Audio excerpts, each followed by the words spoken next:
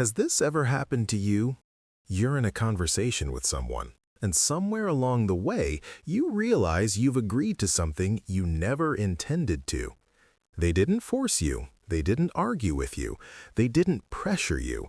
And yet, somehow, things went exactly the way they wanted. Here's the uncomfortable truth. You may have been silently manipulated. Silent manipulation is when someone controls your thoughts and decisions without raising their voice, without obvious tactics, without you even noticing it's happening. The scariest part? Most people never realize their choices weren't really their own.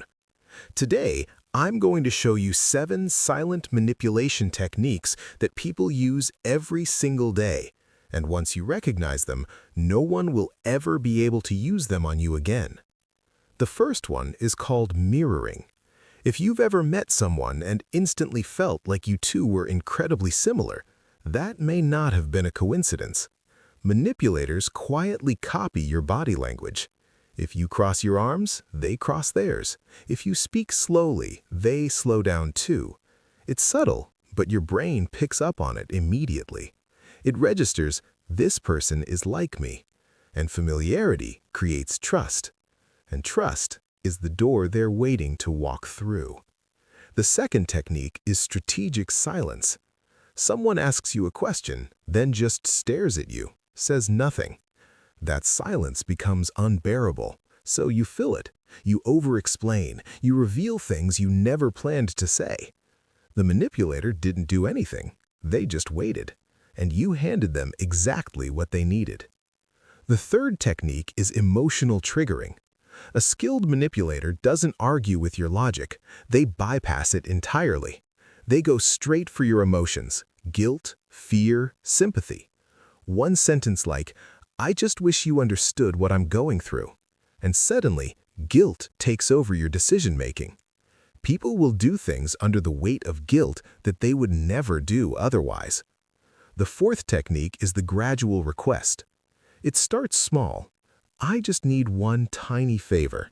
You say yes, of course you do, it's small. Then the next request is slightly bigger, then bigger again. Psychologists call this the foot in the door effect. Once you say yes once, saying no the next time feels almost impossible. The fifth technique is performed vulnerability. Sometimes a manipulator opens up to you, shares their struggles, their fears. You think, this person trusts me. And so you open up too. But the moment your emotional guard drops is the exact moment they were waiting for. Vulnerability can be genuine, and it can also be a calculated move. The sixth technique is the targeted compliment. Not a random compliment, a precise one. They praise the exact thing you secretly want validation for. You're sharper than most people I know. Your ego responds before your logic does. And when someone makes you feel good about yourself, your resistance quietly disappears. Here's what ties all of this together. Manipulation is only powerful in the dark. The moment you recognize these patterns, mirroring, silence, guilt, gradual requests, fake vulnerability, calculated flattery, they lose their grip on you completely. You start noticing who's copying your body language, who's using emotional pressure, who's slowly, quietly trying to steer you. And the moment you see it, the control comes back to you.